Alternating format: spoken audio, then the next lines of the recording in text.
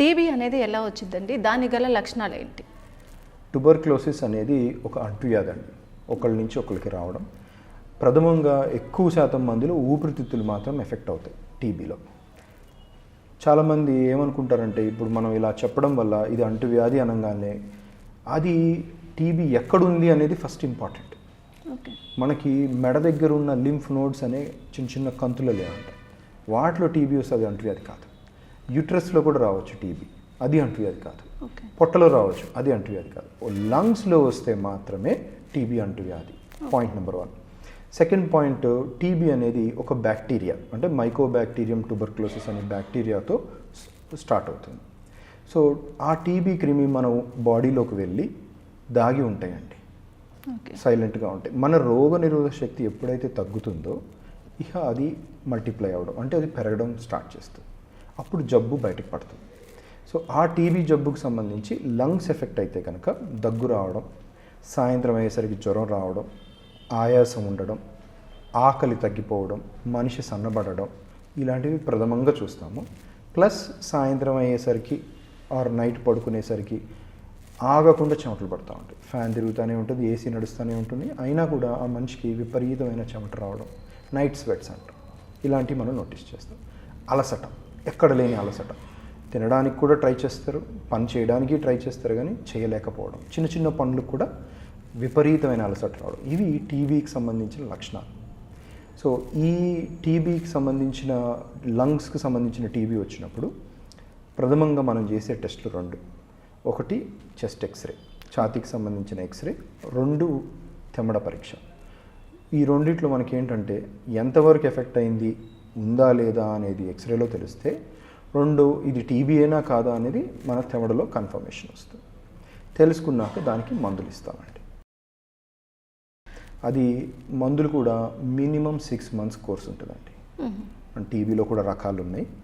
ఏ రకం చెందింది అనేది చూసుకొని, అంటే డ్రగ్ రెసిస్టెంట్ టీబీయా, మామూలు టీబీయా, ఆర్ ఏటిపికల్ మైకోబ్యాక్టీరియా అని కూడా ఉన్నాయి.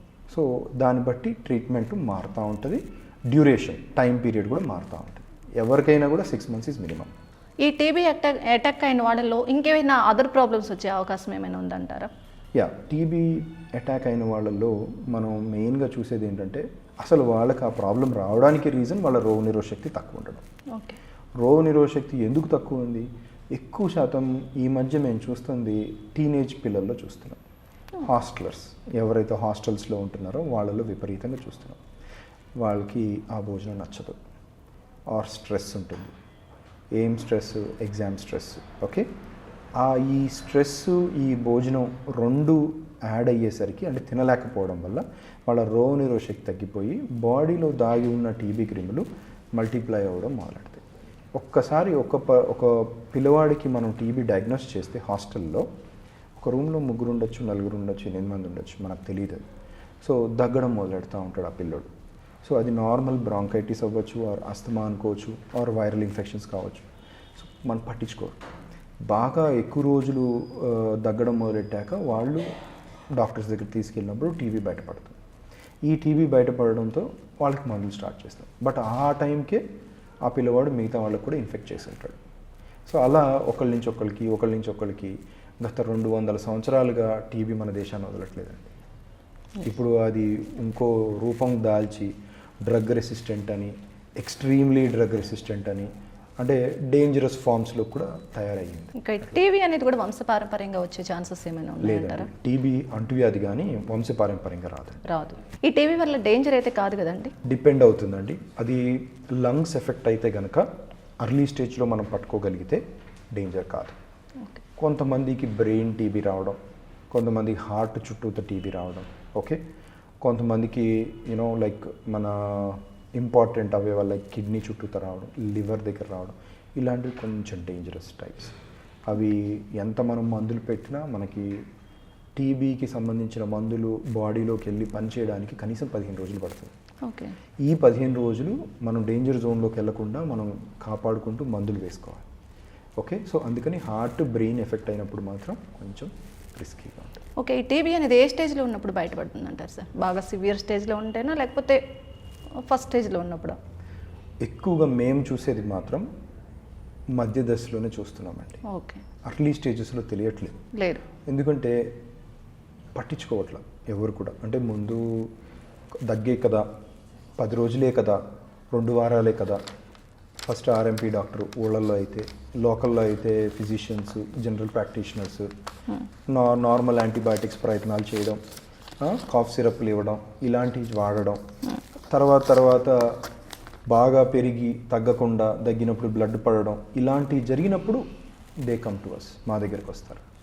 మనం ఒక ఎక్స్రే తీయగానే లంగ్స్లో మచ్చలు, హోల్స్, బొక్కలు ఇలాంటివి కనబడడం మొదలెడతాయి. డ్యామేజ్ ఎక్కువగా మధ్య దశలోనే చూస్తాం. అచ్చా, ఈ లంగ్స్ ఇన్ఫెక్షన్స్ అనేది కూడా దీని కిందకే వచ్చిద్దా అండి? టీబీ కిందకే వచ్చిద్దా? లంగ్ ఇన్ఫెక్షన్ కిందకి టీబీ వస్తుంది. ఓకే. లంగ్ ఇన్ఫెక్షన్స్ అంటే ఫర్ ఎగ్జాంపుల్ బ్యాక్టీరియా నుంచి కూడా మనకి లంగ్ ఇన్ఫెక్షన్ రావచ్చు, వైరస్ నుంచి కూడా లంగ్ ఎఫెక్ట్ కావచ్చు, టీబీ కూడా లంగ్ని ఎఫెక్ట్ చేయొచ్చు. ఏవి bacteria, virus, TB or fungus, బూజు లాంటి ఇన్ఫెక్షన్ ఫంగస్ అంటే. ఈ 3-4 కూడా న్యూమోనియా క్రియేట్ చేస్తాయి లంగ్ లోపల. న్యూమోనియా అంటే లంగ్ గట్టిపడడం. నార్మల్గా లంగ్ సాఫ్ట్ స్పాంజ్ లాగా ఉంటుందండి. మనం గాలి పీల్చుకొని వదులుతున్నప్పుడు అది మంచిగా విచ్చుకొని దగ్గరకు వస్తూ ఉంటుంది. దాని ద్వారా గాలి నుంచి ప్రాణవాయువు, ఆక్సిజన్ తీసుకోవడం అనేది లంగ్ చేస్తుంది. ఇప్పుడు ఇలాంటి ఇన్ఫెక్షన్స్ వచ్చినప్పుడు ఈ సాఫ్ట్గా ఉండాల్సిన లంగ్ గట్టిపడిపోయి యూనో ఈ ఏదైతే మనం గాలి పీల్చుకొని రెస్పిరేషన్ అనే ప్రక్రియకి అడ్డం పడి ఆ పర్టికులర్ పర్సన్కి ఆయాసం కలిగించడం, దగ్గు కలిగించడం, జ్వరం రావడం ఇలాంటివి చేస్తుంది. ఓకే. దాన్ని మేము న్యూమోనియా అంటాం. ఓకే. క్షయవ్యాధి అంటే ఏంటి సార్ అసలు? క్షయ అంటేనే ట్యూబర్క్లోసిస్ అండి. ఓకే. ఓకే. టీబీ ఆర్ క్షయ మెయిన్గా ఒకళ్ళ నుంచి ఒకళ్ళకి, అంటే అంటువ్యాధి. ప్రిడామినెంట్గా ఎక్కువ శాతం మందిలో తెమడ. ఎవరైతే మనం దగ్గుతాం, ఒక సింక్లోనో ఒక డబ్బాలో ఉయ్యడము, ఓకే, చాలా తక్కువ మంది చేస్తారండి. ఎక్కువ శాతం మంది ఏంటి, తెమడ వచ్చింది ఎక్కడో దగ్గర ఒక మూల ఉయ్యడం, రోడ్ల మీద ఉయ్యడం, ఇలా జరుగుతుంది. సో ఆ తెమడ గాలి ద్వారా మిక్స్ అయినప్పుడు స్ప్రెడ్ అవ్వడం మొదలవుతుంది. So droplet infection. సో ఒకళ్ళ నుంచి ఒకరికి రావడం. ఆర్ ఇప్పుడు ఒక ఆఫీస్లో 10 మంది పనిచేస్తున్నాం, సో నాకు టీబీ ఉందనుకో, నేను దగ్గుతూ ఉన్నాను, కవర్ చేసుకోవాలి.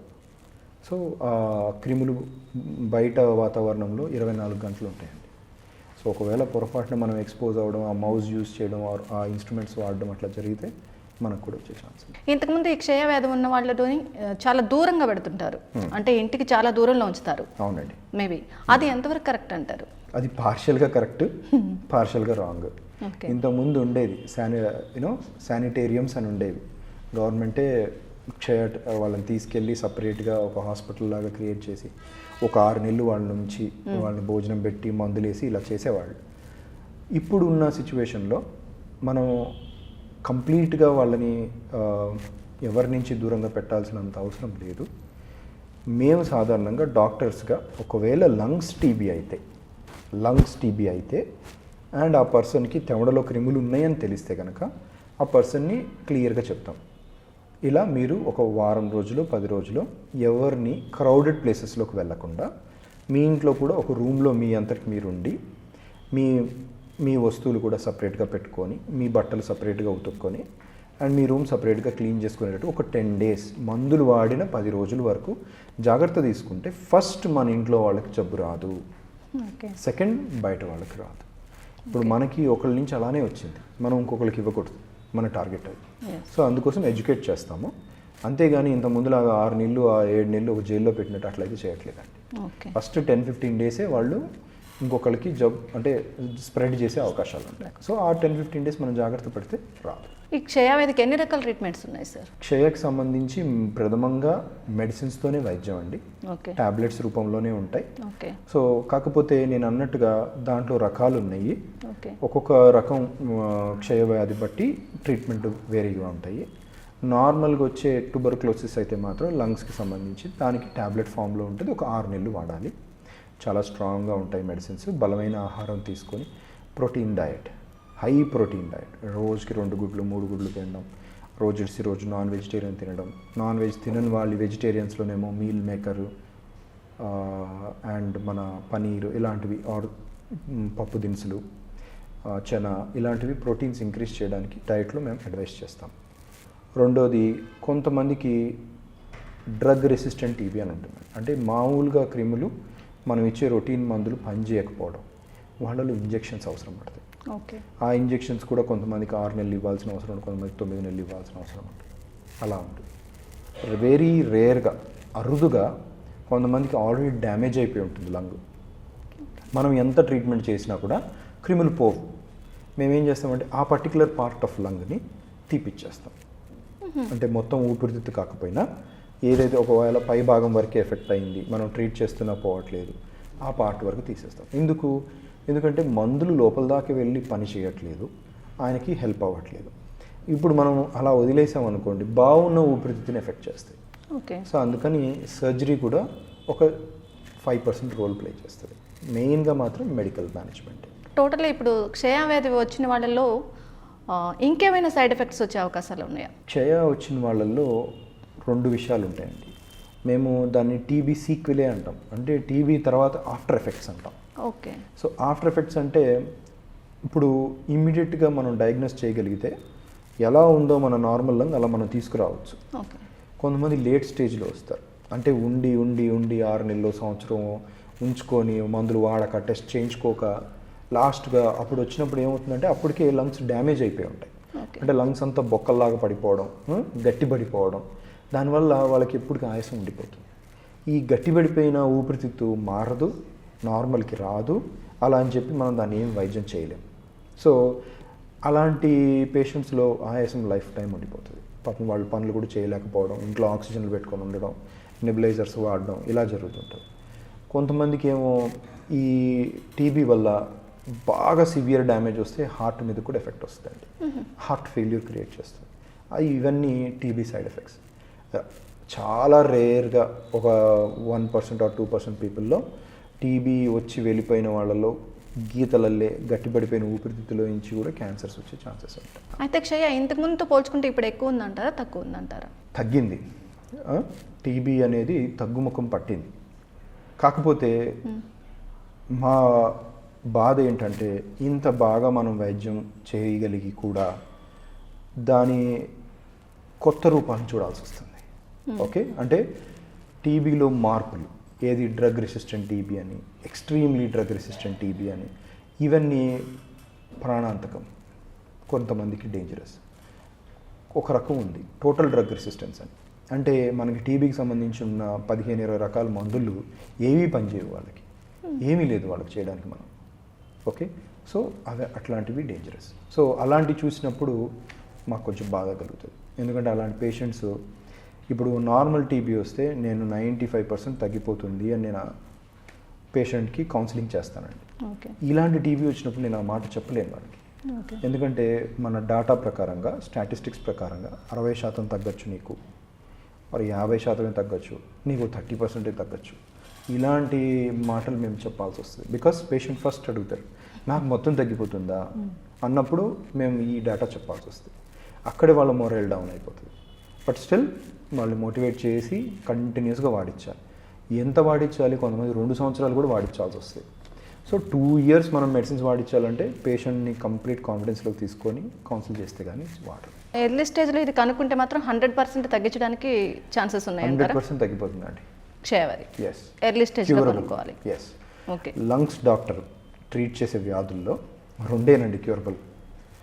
ఒక లంగ్ డాక్టర్ ట్రీట్ చేసే వ్యాధులు, ఒకటి న్యూమోనియా, ఒకటి టీబీ. ఓకే. మిగతా జబ్బులు ఏవి పోవండి. ఓకే. ఇది స్మోకింగ్ వల్ల, డ్రింకింగ్ వల్ల వచ్చే ఛాన్సెస్ ఏమైనా ఉంటుందండి? టీబీ అంటారా?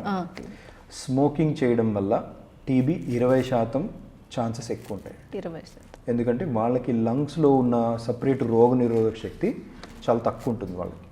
సో లంగ్స్ని టీబీ క్రిమి ఫాస్ట్గా అటాక్ చేసే ఛాన్సెస్ ఉంటాయి. అందుకోసం స్మోకింగ్ చేసే వాళ్ళలో 20% ఛాన్స్ ఎక్కువ ఉంటుంది టీబీ వచ్చే అవకాశాలు.